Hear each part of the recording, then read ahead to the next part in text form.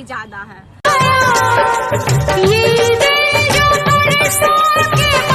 और इतनी सर्दी में भी अंजलि ने इतना प्यारा डांस किया है कि आप लोग देखेंगे तो कहेंगे कि क्या बात है।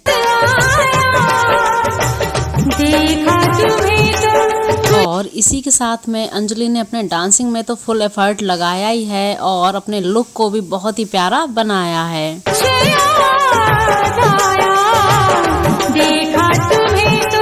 लग रही हूँ ना बंजारन?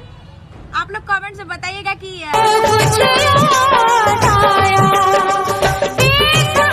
अंजलि का लुक तो बहुत ही प्यारा लग रहा है, लेकिन आप लोगों को ये लुक कैसा लगा?